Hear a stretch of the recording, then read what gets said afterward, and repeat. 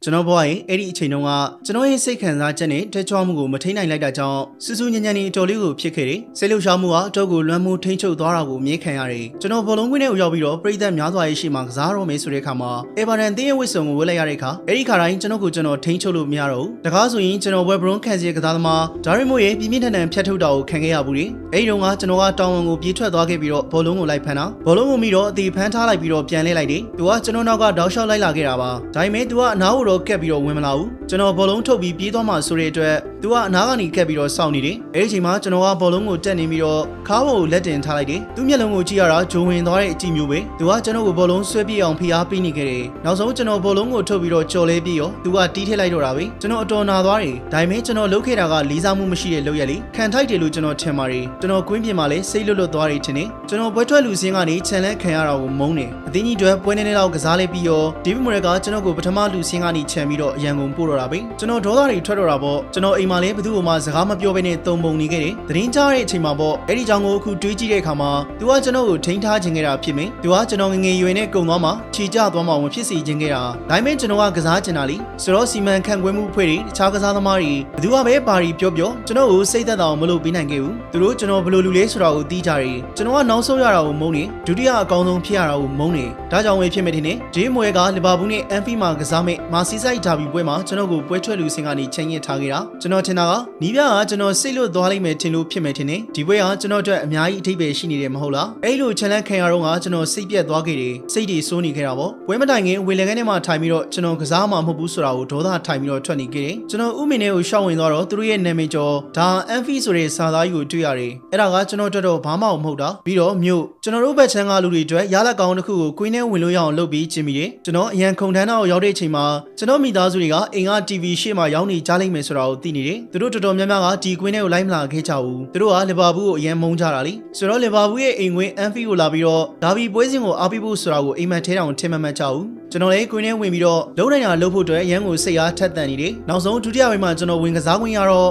ာ့ကျွန်တော်ဘောလုံးကိုဂိုးပါမှန်အောင်ကန်နိုင်ခဲ့သေးတယ်အဲ့နောက်ခွင့်ရေးတစ်ခုမှာဘောလုံးကသူတို့ကွင်းဘက်ကိုမြင်မောကျသွားတာကျွန်တော်လီဗာပူးနောက်တန်း၄ယောက်ကိုဖျက်ပြီးတော့ပြေးလိုက်သွားခဲ့တယ်ကျွန်တော်လိုပဲသူတို့ရဲ့ဂိုးသမားကလည်းပြေးထွက်လာတယ်ကျွန်တော်နဲ့၂ယောက်စလုံးအချိန်မလျှော့ပဲယာနှုံးပြေးအနေထားနဲ့ပြေးလာကြတာအဲ့နောက်တော့ကျွန်တော်နဲ့လီဗာပူးဂိုးသမားခရစ်ကာလန်တို့တိုးကြတော့တာပဲပြီးတော့၂ယောက်စလုံးလဲကျသွားခဲ့တယ်ကျွန်တော်တင်ပခွက်အတော်လေးကိုနာသွားတယ်အသင်းရဲ့ကြက်ခိုင်မှုကကျွန်တော်စီကိုအပြေးရောက်လာတယ်မင်းအဆင်ပြေလာရတယ်ကျွန်တော်ညာနေတာပါကျွန်တော်တီလူအောင်နာနေတာပါဒါပေမဲ့ကျွန်တော်အန်ဖီမှာကစားတဲ့မာစီဆိုင်ဒါဘီပွဲကိုတော့ဘလို့မှမလွဲချင်ဘူးလေရုတ်တရက်ကြီးဖြစ်လာခဲ့တယ်ကြီးပေးဆိုတဲ့ကွင်းနီများပေးဆိုတဲ့ပရိသတ်တွေနဲ့အင်္ဂလန်အသင်းအတွက်ဩစတြေးလျမှာ2003ခုနှစ်တုန်းကပွဲအတွက်ကစားပေးခဲ့ရတာလေကျွန်တော်အဲ့ဒီဟာတွေဘယ်လောက်တောင်ကြီးမားတယ်ဆိုတာကိုမတွေးရမနေနိုင်ခဲ့ဘူးကျွန်တော်အစင်သစ်ဖြစ်နေပြီးကျွန်တော်ဘာမဆိုလုံနိုင်နေလို့ခံစားနေရတယ်အခုနေအဲ့ဒီချိန်ကိုပြန်ကြည့်လိုက်တော့အဲ့ဒီစွန့်စားကြီးတွေစတင်ခဲ့တာဟာဘယ်လောက်တောင်ထူးခြားလိုက်တယ်လဲဆိုတာကိုတွေ့ရတယ်ဒါပေမဲ့အဲ့ဒီချိန်တုန်းကတော့ကျွန်တော်ဟာကစားဖို့လောက်ပဲတွေးနေခဲ့တာပါရလာတဲ့ပတ်စံတွေကလည်းအန်အောတင်းလောက်တယ်အရင်တော့ကျွန်တော်တပတ်ကို85ပေါင်နဲ့ကြီးနေခဲ့ရတာအသက်ကလည်းဆက်ခွန်ပြေးကစားဦးအဲ့နောက်မှာတော့အသင်းကကျွန်တော်ကို professional ကစားသမားတယောက်ရဲ့လစာကိုစပြီးတော့ပြီးတယ်အဲ့ဒီပမာဏကကျွန်တော်ကျောင်းတုန်းကစိတ်ကူးထားတွေထက်တောင်များတယ်ပထမဆုံးလစာဆလစ်ထွက်လာတော့ပမာဏကိုကြည့်ပြီးတော့ကျွန်တော်မြင်သက်သွားတယ်ဒါပေမဲ့ရတာကအဲ့ဒီလစာဘန်တွေကိုဝင်လာဖို့နောက်ထပ်တစ်လထပ်ဆောင်ခဲ့ရတ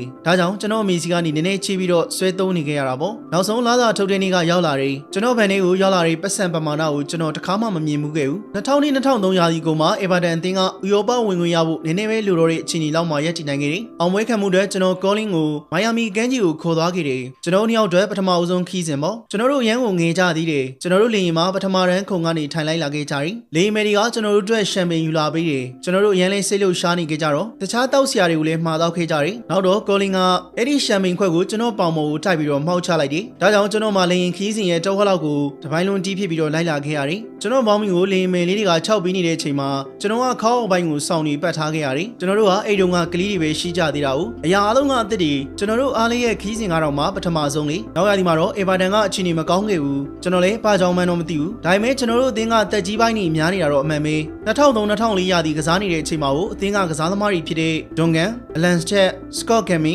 မတ်ဘေဘရစ်ဒေးဗစ်ဝီယာနဲ့ဒေးဗစ်အက်ရှ်ဝါတို့ကကစားသမားဘဝကုံဆုံးဖို့အတော်ကြီးကိုနီးကပ်ကုန်ကြပြီအဲ့ဒီဟာတော်လေးကိုခက်ခဲတဲ့နှစ်ပဲကျွန်တော်တို့အသင်းလိုက်ကစားပုံလည်းမကောင်းသလိုကျွန်တော်တို့ကစားခဲ့တဲ့ဘောလုံးစင်တန်းကလည်းအတော်လေးကိုဆိုတယ်စိတ်ပြက်စရာပဲကျွန်တော်တို့အဆင့်ဆက်ခွန်မှာရပ်တည်ခဲ့တယ်တန်းစင်ဖို့သင်းမဲလိုတော့တဲ့အနေထားမှာအဲ့ဒီရာသီကုန်ကြတော့ကျွန်တော်ပရီးမီးယားလိအသင်းကြီးသင်းမှာကစားလို့ရတယ်လို့စပြီးတော့တွေးနေပြီ အကြောင်းကတော့ကျွန်တော်လက်ရွေးစင်အသင်းမှာလေနေရာတနေရာပုံမှန်ရတယ်။စီဖင်ကျတဲ့ DV ဘက်ကန် Fred Lemon နဲ့ Bosco တို့နဲ့အတူပွဲထွက်ကစားနေရတယ်။အဲဒီကစားသမားတွေကအကောင်းဆုံးကစားနိုင်နေတယ်လို့ကျွန်တော်လည်းကစားနိုင်နေတယ်လို့ယူဆတယ်။အထူးသဖြင့် Euro 2004မှာကျွန်တော်၄ဂိုးသွင်းနိုင်ပြီးတဲ့နောက်မှာပေါ့။အဲဒီပွဲပြီးမှာတော့ကျွန်တော်ကဘာတန်တရားမှမရှိတော့ဘူး။ကျွန်တော်ပို့ပြီးတော့အဆင့်မြင့်တဲ့အသင်းမှာကစားနိုင်နေ Premier League နဲ့ Champions League ကိုစိန်ခေါ်နိုင်တဲ့အသင်းပေါ့။အဲဒီအချိန်လောက်မှာပဲကျွန်တော် Everton ကနေထွက်တော့မယ်ဆိုတဲ့သတင်းတွေကစပြီးတော့ထွက်လို့လာတယ်။2004 ဇန်နဝါရီလောက်မှာသတင်းစာတွေက Chelsea United Arsenal နဲ့ Newcastle တို့ကကျွန်တော်ကိုခေါ်ချင်နေတဲ့အကြောင်းစပြီးတော့ရေးလာကြတယ်။အဲဒီသတင်းတွေကဘယ်လောက်ထိမှန်မလဲတော့ကျွန်တော်မသိဘူး။ဒါပေမဲ့တခြားအသင်းတွေကကျွန်တော်ကိုသတိထားမိတဲ့အတွက်တော့ကျွန်တော်ကြည်နေတယ်။ပျော်တယ်။ယူရိုပြိုင်ပွဲပြီးသွားတဲ့နောက်မှာတော့ကျွန်တော်ဂူဒီစင်ကနေစပြီးတော့ထွက်ခွာဖို့ဆုံးဖြတ်ချက်ချလိုက်တယ်။